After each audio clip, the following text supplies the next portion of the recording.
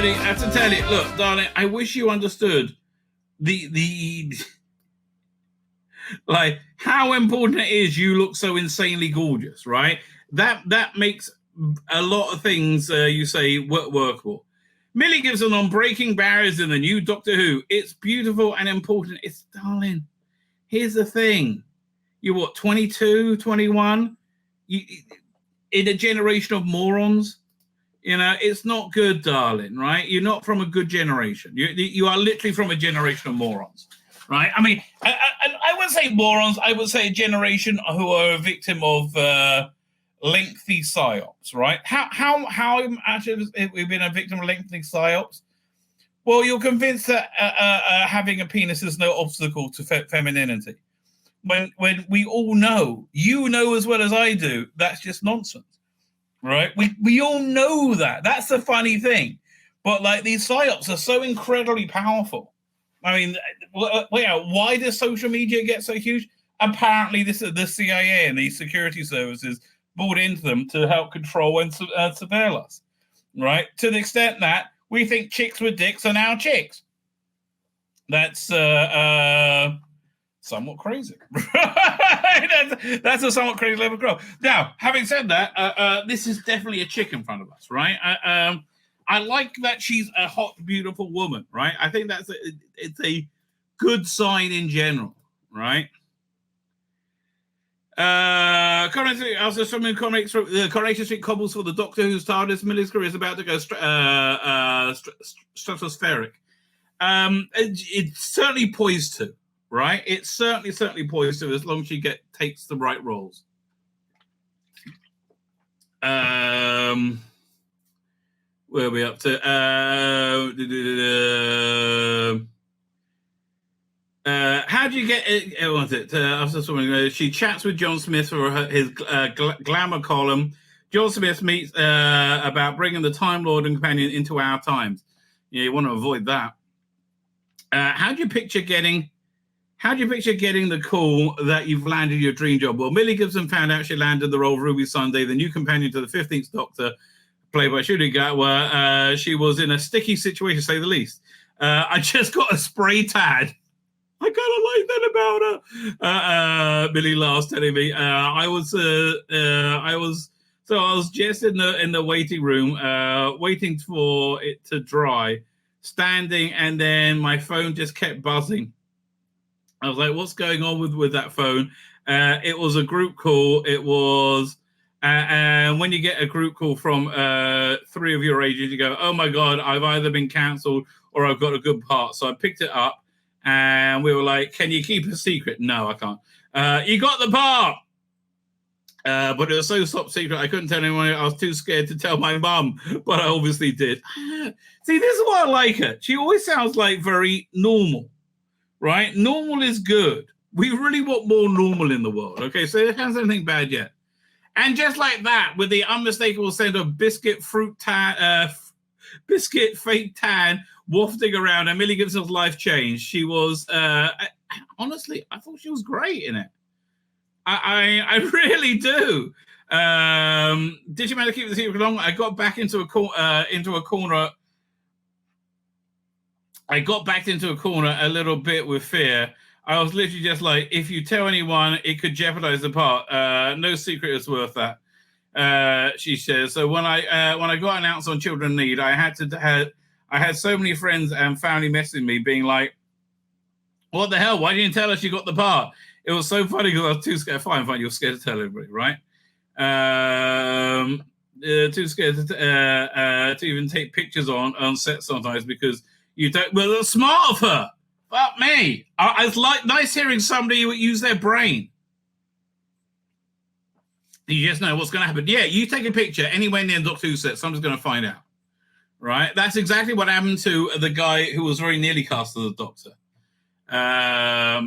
Whatever his name. He was in Class, I think. What's it? CDL. I can't remember his name. If I haven't, I've actually put it on Instagram story when I'm drunk. So yeah, okay, very smart girl. Okay, I'm very impressed right now.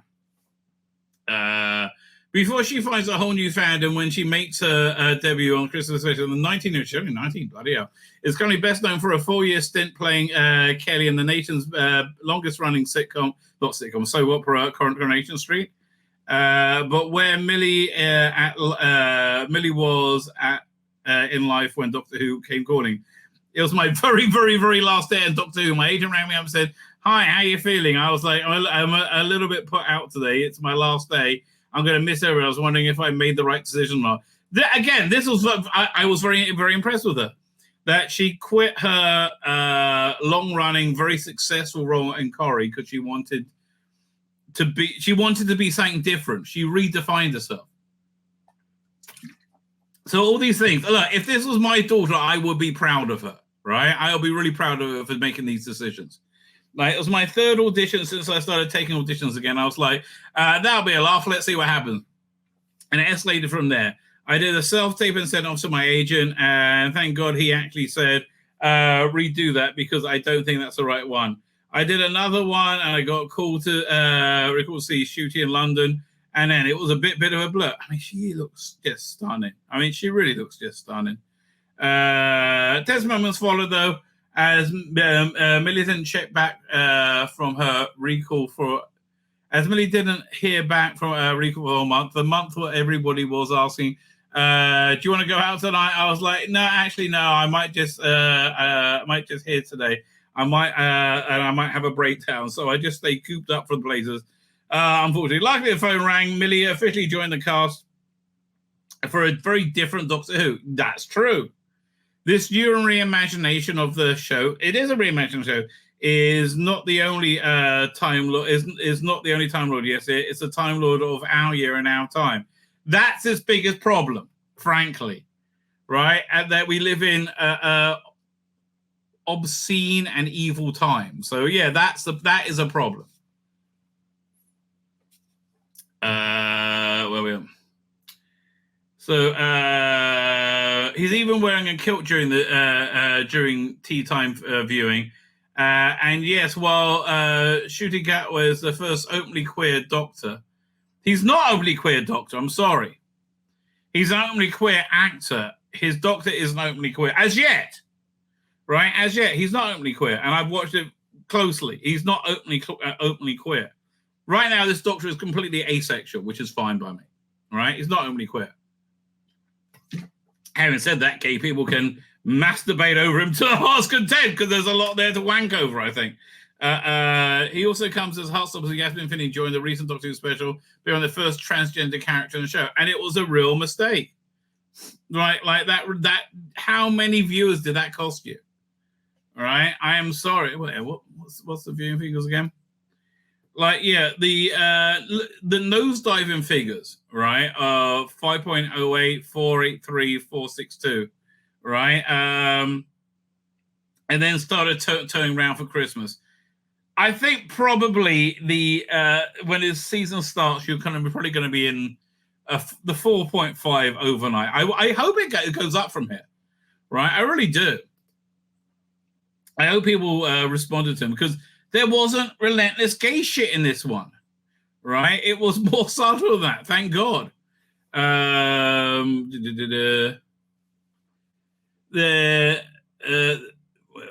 Is becoming the season is so coming of age.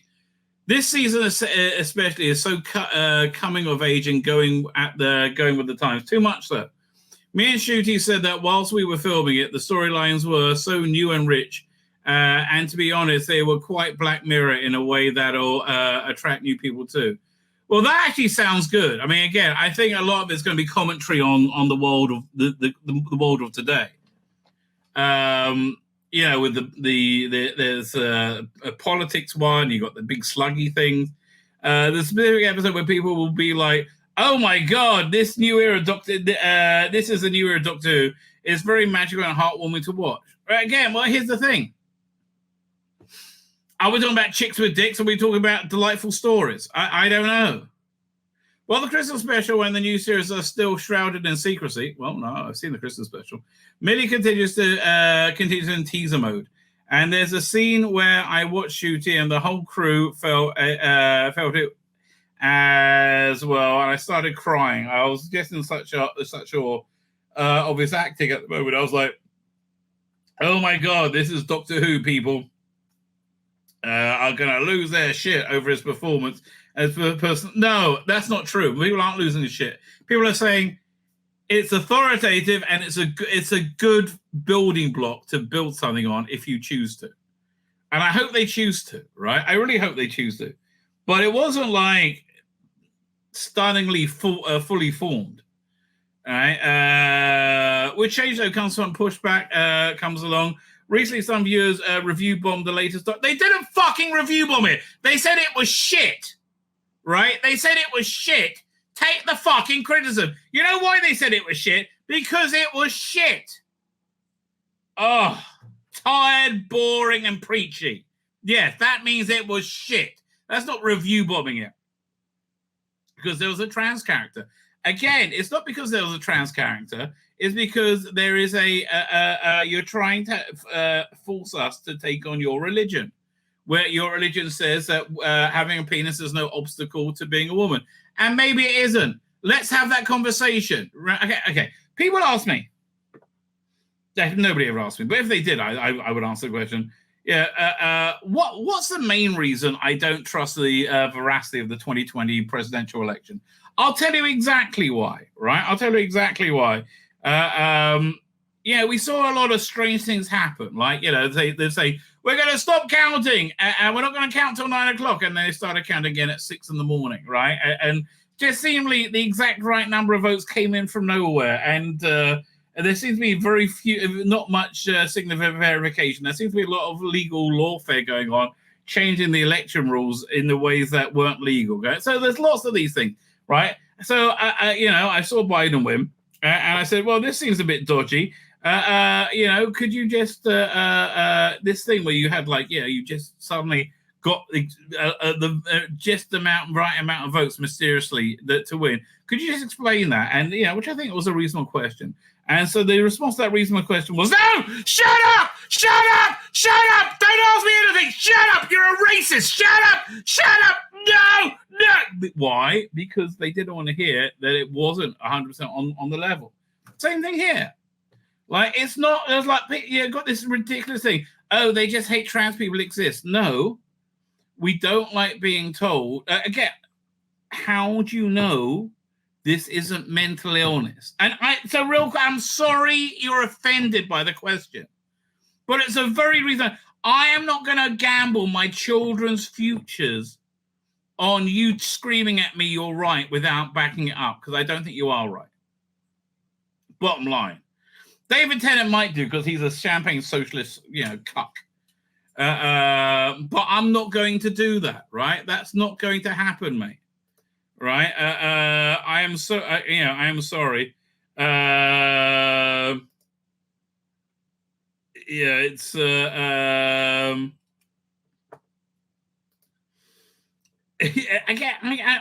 It's like me insisting that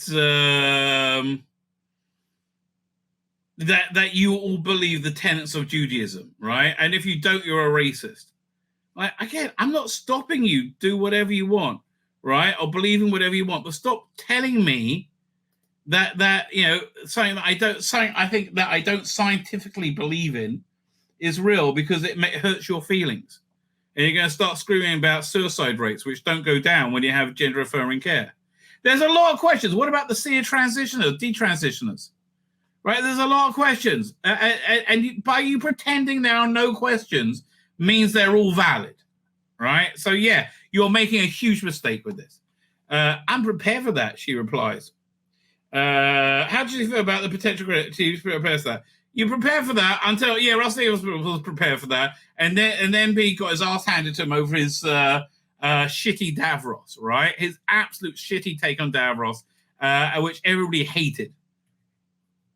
So, and then, he wasn't quite prepared for that. You say you're prepared for that until people come up with a valid criticism, right? But the episode I'm talking about, I think, is actually it will split minds, but it'll also open many others, and that's what TV is about. Well, I mean, it's a good TV does that, but Look, all this is code for bad news. But I'm not saying it. I'm not casting judgment until I see something, right? On the topic of, but here's where she's really wrong, right?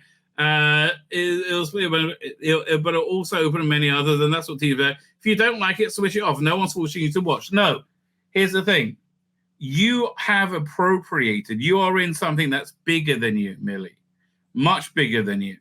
Right? People love this show, and they love it and they want the show to remain faithful to what it is and not become a platform for whatever idiocy that you want to scream about. Right? No one's like there is a duty of care that the creators have now over these franchises, which frankly they don't live up to it at all. But you have a duty of care. So say no one's forcing you to watch it. It's not good enough. You have to make it. You can't change it to make it to exclude the audience that loves it. Right? No one's forcing you to make it. And when you do that, it always kills it. Right? I mean, again, do you see anybody talking about Star Wars TV shows or Star Wars at all? No, they don't. No one gives a shit anymore.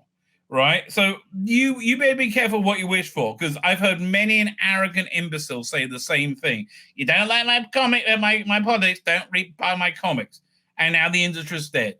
I've heard many stupid little girl say exactly the same thing, and 10 years later to find that they destroyed the thing completely. Right, so this is just part of her being a 19-year-old idiot, right? And she seems like a very together person.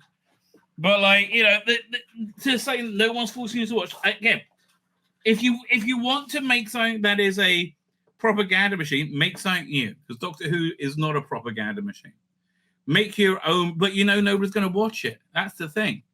Like, don't be a magpie squatting in somebody somewhere else. Like you don't need to be here, darling.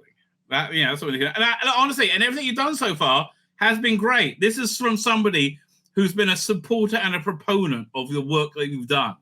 So don't take a shit on the audience, right? Nicholas Courtney was very good at explaining that to actors. Don't take a shit on your audience, because 50 years from now, you play this right, you'll still have an income when you can sell your signature, right? 50 years from now. You ask me, which you will be grateful for if you don't take a shit on your audience. Okay, don't do that. On the topic of representation, Doctor Who itself shows how far we come in terms of the treatment of women on screen. Formerly called assistants in the show, they are now companions. They were companions in the 80s, you dick. I mean, they were companions in the 70s, I think. What a moron. And no longer the psychic. Well, I think that's probably the best innovation Rusty Davis brought, right? With the 2005 series, how he made Rose into a three-dimensional character, right? And by the way, that's really one of the strongest things of the Church on Ruby Road. And I think that's something that makes it very, very Christmassy. There's that one scene in it, right, where you see Ruby's mother, right? And they build her up to be this lovely, life-loving person. And then reality gets changed, and Ruby was never fostered by her, and you see how cold and empty she is, right? That was really chilling, right? That was really, and again, that's the central Christmas episode, Crystal's idea of being virtuous for your own sake, to make you a better person, right? I thought that was very, very good. I saw a comment the other day saying, taking on legacy of Billy Piper. So Ruby is psychic, and said, no, she's not. She's not some parrot. She's her own person.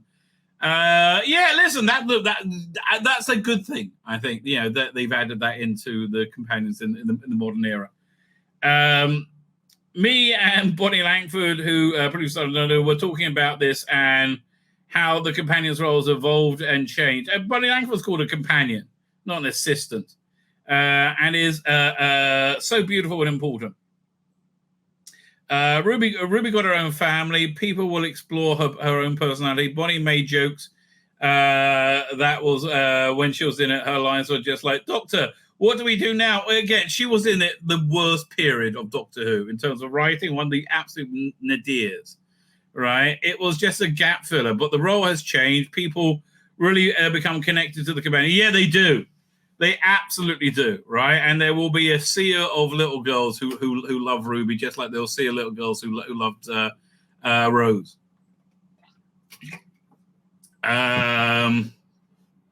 Instead of just a sidekick. How much longer this goes on for? Okay, we're nearly done. So listen, I've seen people losing their shit about this article.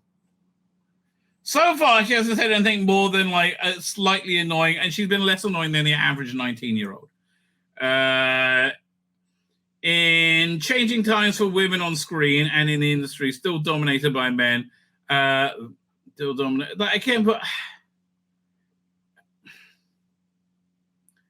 Well, why the inference you draw from that I mean, look, it could be true because Hollywood is incredibly sexist, right? But the inference you draw from that, I think, is an untrue one. I think a greater inference to draw from that is, in a free society, women tend to not to go for these nasty, mean careers like making TV shows, right? I wonder how much work, in Millie's opinion, is left to do. Well, here's the thing: there's a lot more work to do now, because we've had years and years and years and years of substandard product made by people being hired by their identity rather than their ability. So now when I see like a female writer on Big Finish, I always go, "Oh, fuck me, what are they going to do?" Right? They didn't have that in 2016, right? They have it now. So what's proving your worth in that role is really important too, and the storylines show that. She replies, "Ruben's got a lot to do, so I'm grateful for a lot. Not a lot of companions had the opportunity, and that just goes to show how much it's grown." The pay gap is still a massive thing. I don't think the pay gap's real, right? The example they give is never an honest one, right? It never, ever, ever, ever is an honest one, right? It's like they never compare hours to hours, right? They only ever they compare general earnings to general. It's not taking into account the additional hours that like if a man works 30 hours and a woman works 20 hours, they call it the same thing. It's not the same thing, right? So I don't think the pay gap is a real thing. I think when you have somebody who's more valuable in terms of TV, in terms of they'll get people to watch, they get paid more money. So when you had the first season of The Crown, I watched it for Matt Smith, and Matt Smith got paid a lot more than Claire Foy, right? I think Claire Foy could probably demand much higher wages now because she's a proven success, right? You being a woman doesn't help you, right? Doing your job right does. I agree with you. But the Doctor Who wise, it's just been refreshing as a female lead to have that voice for women on television, experience whole new ways of voicing the companion. Is not just a gap fill way. And you got to also imagine you're dealing with the damage done by things like the Marvels, right? Now when I see female-led franchises, I assume they're going to be shit. Why? Because you just shown me shit for years. Right, there's only so much shit you can show me, right? Before I think, oh, you're just going to show me shit, right? I'm sorry that you screwed up relentlessly, but you have screwed up relentlessly, right? I mean, is there any other way of saying this? But yeah, you screwed up relentlessly. Fine, what am I up to? Aside from creating a change on screen and working with becoming real-life companion with Judy Gatwa, has been a life-changing moment for Millie personally. It was almost like we were Bluetooth to the same emotion. Their chemistry is so palpable and honest and real, right? I totally believe it. Yeah, I do totally believe it. If we having a bit of a wobbly day, we knew, but with me shooting, it was a non-stop laughter. For the majority of the time, it was delirious. There were some scenes where we were having so much fun that I got to bed at the end of the day, and I was like, "Did I actually?" Because I'm just having so much fun. Okay, I think that's going to make for a better performance. And again, that whole scene when she goes into the TARDIS, I think that was great. I think she was great. Honestly, the building blocks they got are very, very good. Some of the best building blocks that have been around in Doctor Who ever. What they're going to do with them, I don't know, right? But it's looking good, right? What has Millie learned about herself through this life-changing companionship? I've definitely grown a lot during the job and experienced it. Job and experience, and people around me can see that. Millie responds, I feel like I've become a better actor just from working with Shooty. Probably has. Look, I think the guy's got a lot of natural talent. He's got a lot of charisma. He's so amazing to learn from. He's a masterclass of doing a scene. I don't know. He was okay. It's like, right, so I don't know. Well, he sold it to me as a doctor. He was very good at doing the physical stuff, right? So maybe he is good. I don't know. Sometimes he's kind of doing his line. I'm like, oh my God, I'm sorry. I have to reply because I was just too busy watching him and definitely learned a lot more stronger mind. Okay, so listen, it's a good companionship that's working well together, right? And I think that is a strong thing, right? I think that's a very, I think it's a very, very important building block, right, to make great Doctor Who. I really do. Fine. So I want to show you the scene where he says he's the Doctor.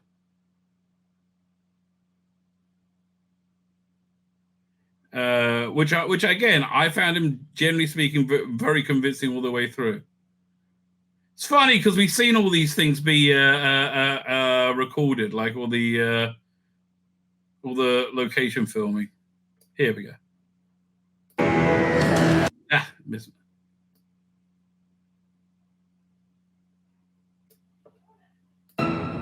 I'm the Doctor. Yeah, for me, he sold it, right? I believe that guy's the Doctor. Now, again, it's a very different type of show now. It is. I think this is a different show from what the one John Pertwee started, right? And it might not be for me. Like, again, the trans stuff is really going to kill it. Because, like, it's a faith. It's not even a belief. And I don't understand it is. This is just Doctor Who Light, says JW, a diluted modern version of a once great show, Doctor Who is dead. Listen, if you have your DVDs, it's always alive. Look, I mean, I don't think it's something you can say is going to. Is it dead? I don't think so. I think it might be alive in a form that I'm not happy with. But look, Flash Gordon is dead. Buck Rogers is dead, right? R.I.P. Star Wars and Marvel. They're animated corpses, right? Is Doctor Who going the same way? I don't think it's going to be anywhere near as successful as it was from 2005 to 2017, right? Nowhere near. And the main reason for that is then Doctor Who was one of the major components in this. The people who run TV have destroyed TV. I mean, imagine a product so incredibly beloved and found that everybody thought they needed, like TV, and destroying it. They've literally, like half the world is like, oh, I can't be bothered, leave me alone. Right? They're done. Right? They're done. Right? So when they're saying it's the lowest rated one ever, that's true. And 100% thought it's their lowest rated one. But at the same time, it's lowest rated because they destroy TV, right? They destroy TV. I know, honestly, if it went from, if we didn't have the specials, this would have been better. If we went straight from Capaldi to Ncuti Gatwa, everybody would be fine. All right? If it went straight from, Capaldi to Gatwa, people were like, oh, he's a bit gay now. Right? Everybody would have been fine. Like, can you imagine how much better this would have been in 2017 than what we got? Yeah. Exactly. What was the woke message in this they're talking about? Because I really didn't see it, other than you had the one trans actor in it, which really kind of pulled me out of it. Where we're up to? I should pull up that TV Zone UK thing as well, see if I can find it. Doink. TV Zone UK, is it? Is that right? That doesn't look right.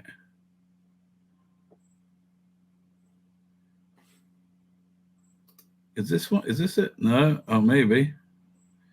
Hang on, I'm looking for it. Is there a search for Doctor Who? Doctor Who.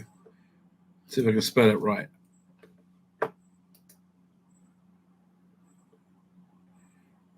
No, they're just listing. Okay, no. Yeah, maybe I got it over here. Maybe someone put it into a message.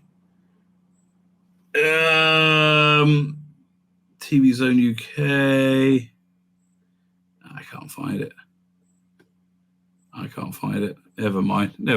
I mean, honestly, I don't really care. Doink. That's what are we up to? So, run by the woke mess. So, what's the woke mess they're talking about here? Yes, we get treated gay. We all get treated about as black and gay, and Russ Davis is gay. And you know what? I don't give a crap. I don't need to be constantly reminded about it. Well, I only just found out that Jeremy Brett was gay. And what difference does it make?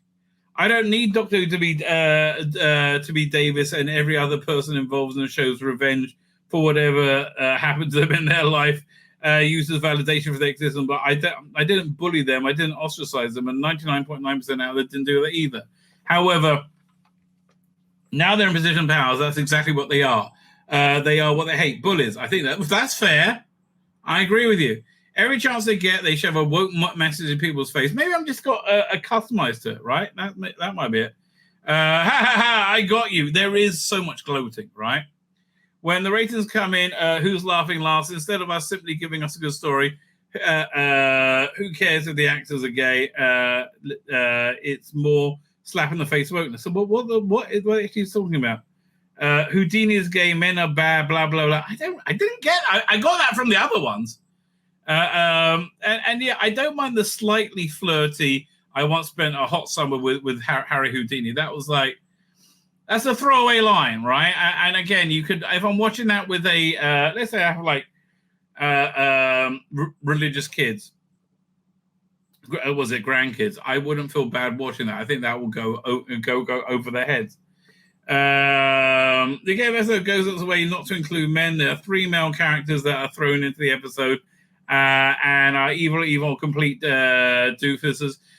Honestly, they do need a bit of white male representation, positive white male representation now. But this scene, I like the scene where they're singing and dancing, right? Again, I think it was them hooking into these new laws of physics. They have good chemistry. So again, I think it's if you I think if you've just had enough of it, you see it everywhere. Which you do, right? It depends what your tolerance to wokeness is, which to most people is very low right now. Also, another real big difference is the American fans versus the English, right? America is much more provincially Christian religious, right? It's and I don't know. So I can see them him being a gay icon is more of a problem in America. The Doctor is dancing with dudes just to show off he's gay. I didn't really get that. He wasn't really dancing with anyone, right? I had to tell. Yeah, he was just dancing, and I thought joyously dancing. And I don't feel he was dancing with anyone, right? I just feel he was because again, this is a very modern new take on the Doctor. This is a Doctor with the baggage of like the Time War and all that stuff just gone, right? And he feels free again. And I think if that's the focus of the series, it's much better. Free to go and have adventures in time and space. The Doctor mentions to the cop about the diamond ring on him, and since it's Christmas, they must be about Oscar marry female. I was scratching my head. Gay people don't get engaged during Christmas. It was he had a whole Holmesian rationale for that, but again, it that felt very doctory, and again, very gay masturbatory fantasy. But like two things at once can be true, right? Where there's listen, that's true. You do need you do need some white male representation now. So anyway, let's look at the reviews with that intro. I wish we could call the cat Whitey. it was me saying, so can you go and get Whitey, right? And I just cracked up. I couldn't. Review Doctor Who Christmas special. David Tennant who shooting out as Electra. I agree with that headline, right? I've never been a great fan of David Tennant, but I totally his three-part special was tired. This was electrifying. The kilt era is here. It's time to embrace it. Well, see, that's the bit I'm not sure about. Yeah, you're seeing on screen now, the clip. That's a gay wank fantasy. Right? It's totally a gay wank fantasy. And I'm not opposed to gay people having wank fantasies. But can you make it a little bit less explicit? I think it's probably going to get a lot more explicit. Have you really said goodbye to David Tennant already? Thank God. 3 specials in, and the regeneration has already happened. The shabby suit has given way to some flashy new threads, and it's now shooting up was turned to inhabit the Time Lord's body for the annual Christmas special. And I tell you, they really need to stick with that costume he had, which was very good. Right? It was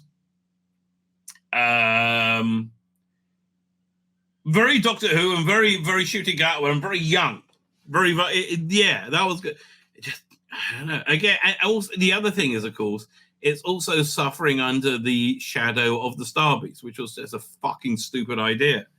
To have that big trans bullshit. I mean, again, Russell, if you want to have the conversation, we'll have the conversation, but you don't want to have the conversation. Right? That's it. But Whovians rest easy. The Church on Ruby Oda is a belter compared to the Tennant's tired old doctor at the end of the giggle. Gat was the character's brimming with joy. The person who can wear a tank top and kilt at a club and have the camera. No, you see, no. Don't conflate the two things. He is a joy, right? He is a joy. Don't conflate you being able to wank over him as being the joy. Take you out of the equation. Take your wankability out of the equation, which I understand it's hard. I didn't like Bonnie Langford for many years because she wasn't Nicola Bright, right? And why not? He looks bloody great. Well, that's okay. This review is everything encapsulated, right? It really is. I mean, she's great, Millie Gibson. But every Doctor needs a companion. This time it's the turtle, Ruby Sunday, Millie Gibson, with the sharpest eyebrows known to mankind. She has very good eyebrows. And then to enter the TARDIS. And, I think a lot of times the companion often defines the era.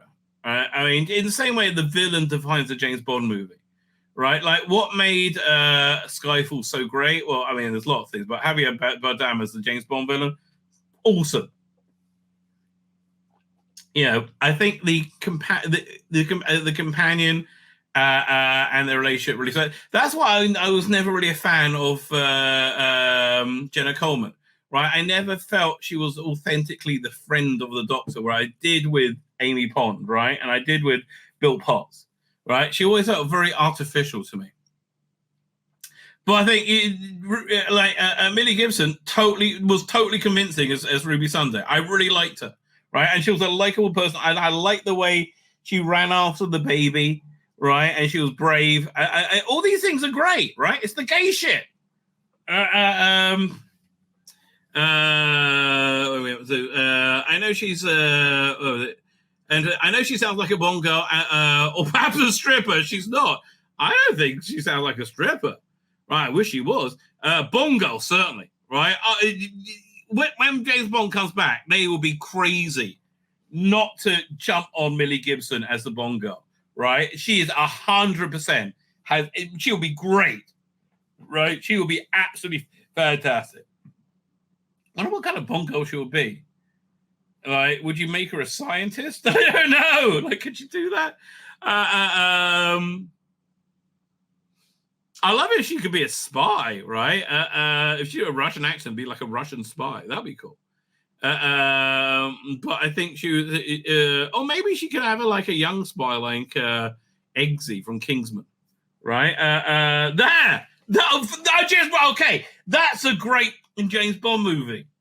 Right, so she's like, again, this young rash spy, and James Bond has to tutor. That's his oh, fuck me, I want to see that movie. I want to see that movie, right? And then there's some big thing. They both get framed together. They have to go on the run and clear their names and stop the villain. Oh, but I just wrote you the imperfect James Bond movie with Millie Gibson as a Bond girl. Oh, that's such a good James Bond movie. Okay, once again, Millie Gibson is a young, brash spy, very street, like Eggsy from Kingsman, right? And James Bond has to, he's either going to be assassinated. James Bond brought in to assassinate her, because she's that crow, and instead he tutors her. So you have a movie kind of like The Mechanic, really. Right.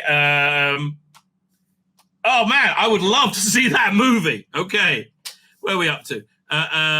She's a foundling who was abandoned at birth using a time-honored Victorian method of being left at the door of the church. And yeah, look, the person left her looked a lot like Jodie. I think it was Millie Gibson. Still with me? Because Ruby is also cursed with bad luck, which has been following around and affecting people around her she's with, including bizarrely Davina McCall. It is bizarrely it was Davina McCall, right? Who appears as herself hosting a TV show that reunites foundlings like Ruby with her birth parents. I'm sure she's had enough bad luck, and sure enough, that bad luck's actually the result of some festive baddies seeking to ruin everybody's fun. So again, I think if you're talking about the science of the episode, in my headcanon, because they didn't explain it at all, right? In my headcanon, and I think headcanon is really all right now, right? The change of what was it? The change of emphasis and importance of headcanon in this new era is massive. You could watch, two people can watch the same thing and see something different. Right. So in my headcanon, I think somehow putting the salt at the end of the universe, right? Especially in a time when there aren't any fixed points in time anymore. We saw that by Isaac Newton renaming gravity Mavity, which is stuck in Ruby Road, right? That's something that carries on. But I think doing the salt, that superstition at the end of the universe, has allowed the walls of reality to be more porous, right? And different realities can come in.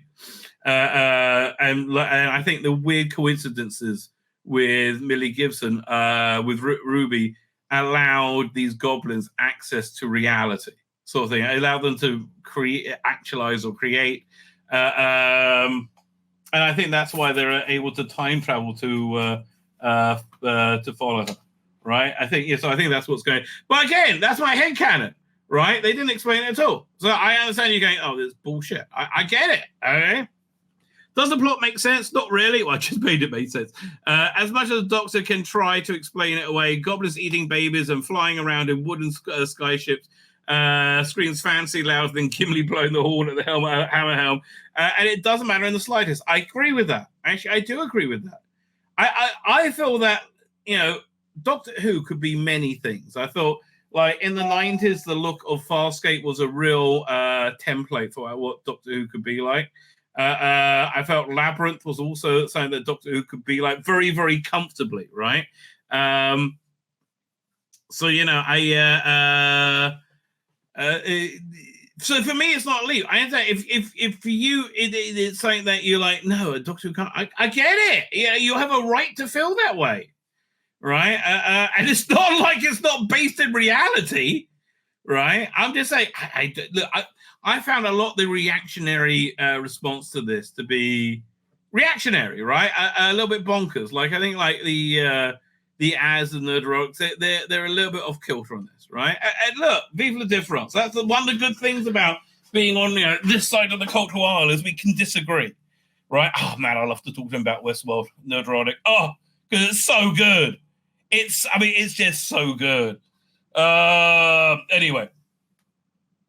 The real joy comes from the electric combination of returning writer Russell Davis's pen and Gutwin Gibson's performances. I would say Gutwin Gibson's performances. And yeah, look, Russell Davis certainly seems to be far more invigorated by this new stuff and much more bogged down in the old stuff. Right? I think it could be. Okay, so this is just a working theory. You tell me what you think. Like, I feel a lot of the excessive violence and sexuality in 1985, season 22. Yeah, season 20. Season 22, which I love. I love it, right? But a lot of that heightened violence, especially, came in to fill a vacuum of understanding and ideas. Now, Eric Saward just didn't know what to do with the Sixth Doctor. He didn't know what to do with that jacket. He didn't like the casting, and then he saw the costume, and it got a lot worse. He didn't know what to do, and it got filled with, I would say, excessive violence, right? And I think that's a very fair critique of it. And yeah, I can see what happened the previous year. Case of Androzani was also very adult, very violent, and also very successful. Right, so yeah, no, I can totally see that's why it seemed to be the route to go down, but it really wasn't. But and I think these specials that first, and then you had the Jodie era, which was devoid of everything. The Jodie era just had nothing going for it whatsoever. Right, it was just empty, and that's why it was filled with identity politics and wokeness. Like finally, now we can finally say wokeness exists. God, the years they said, no, what does woke mean anyway? Right, that's what I filled it. So this new era, right, I found the three specials, they were all woke in one way or another. Yasmin Finney's inclusion is always woke, right? I'm sorry. Like every time you say she's a beautiful girl, I think you're lying twice, right? But I think the woke is because they were tired, right? There was no energy behind them. They were like, oh, we got to do more. Now you have the Shooting Gatwa one. It wasn't really woke, right? Again, you had the dancing scene and also I think the policeman scene, which were made for gay people to masturbate to, right? And good for them. Enjoy it. I'm not. But again, for somebody who lusted after Nicola Bryant squeezed into spandex, I have nothing to say, right?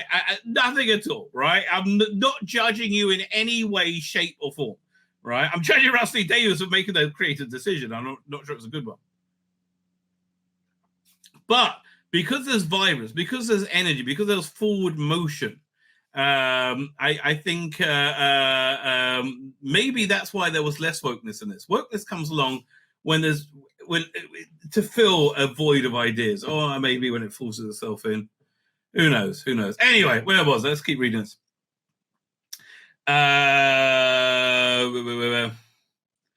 If Davis' writing was good in 10 special, it wasn't. Foot slipping back into a comfortable shoe. This was more like foot sliding into a use and bolt $1 zillion trainers and going hell for leather. Yes, I would agree with that too. Right, definitely a lot better energy around this. Right, both leads are electric. So good as Eric in Netflix said, I never saw it, didn't pay off me at all. Radiate self-assurance, and from the very first frame, when he came up again, you whacked off to him dancing. So yeah. Comes off being like an old pro. For me, he just came off very authoritative as the Doctor. I believed him. Right? Again, this is my headcanon, but I think there's been a long time David Tennant's 14th Doctor has been resting and recuperating, and I think this is why you got this very chill, carefree Doctor now, right? Because I think there's a long time between David Tennant and Ncuti Gatwa. Right, even though they're bi-regenerated, which doesn't make any sense. It sounds like some legal thing to separate it for Disney, right? It really does, because that's the only way it really makes any sense. Gat was so good at so following Tenet must surely be a daunting task, but he doesn't show it. Really, he didn't. I agree. And again, he may not be to your taste. I'm fine with that. I hear that, right? Like, you might not like him being black. More than one person has made the comment, which I do not think is racist in any way, saying the character 6 years old has always been white, right? What's happening there? That's true. What they're saying is true, right? And I don't think it's racist. I've always said the time to a black doctor was with the Sixth Doctor, right? If I go back in time and tell John Nathan Turner, I bet he would have gone for it. It was like, hey, I bet a really hot black guy. And John be like, and then he'll try and fuck me, because he kind of trying to fuck everyone. I do think John Nathan had sex parties, right? I'm sure he did. Following must be a daunting task. His doctor is wonderfully camp, a little mustache, a V-neck jumper. Again, that you're pointing out all these things that should be more subtle, right? But there's also gravitas, there's fun, there's warmth, and combined. There is, right? I can't say that's not true, because that is true. And the pair dominate the screen. Combined with Gibson's Sparky Ruby, the pair dominate the screen. That is true. And that's before we meet Ruby's family, who are guaranteed to melt the cockles of every heart. 2 seconds flat. Again, I agree with that. I thought they were good. Right? I really did. I really thought they were good. I thought the emotional turn when they turned Ruby's mother from this wonderful, warm woman into like a bitter, empty, lonely woman, right? When reality changed, when time changed. I thought was very strong, right? And I thought that was a very Christmassy idea. So I like that a lot. There's also a glorious sense of cheekiness in almost every line. At times you feel like it's going out its way to surprise. Yes, and that's a problem. That is a problem, right? Who else would have the girl kill off a national treasure with a Christmas tree or write an actual poop song for hordes of goblins? It was about poop. It was about eating a baby. With Gus, they get ready to feast on a human baby, compete with baby butter. Again, I did like that. I think it was fun. Terrifying, this song also reached #1 in the charts the day it was released, which doesn't say great things about British moral compass. Well, Doctor Who doesn't say great things about British moral compass. That's very true, right?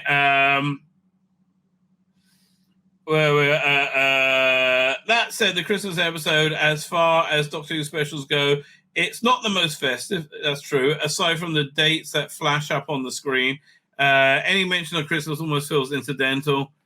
Yeah, and I think they should have made that whole turn with Ruby's mother more, because that's pure Christmas. And in fact, killer trees were done before in a zippier fashion. In the Christmas Invasion, traditions look away. There's not a flake of snow in sight. Well, that's just a weird picture. Yeah, look, again, what's really hurting this is people like this reveling in it not being in it being gay, and that's a problem, right? That's a problem. That's not very inclusive, right? Yeah, it's not inclusive at all. Which goes to show you that these people never minded racism at all. They just minded not having that power, right? My name's Tzvi Lebetkin, the Rabbi from another planet. Please like, share, and subscribe, and ring that little bell. Ring the little bell so you are notified when new videos drop.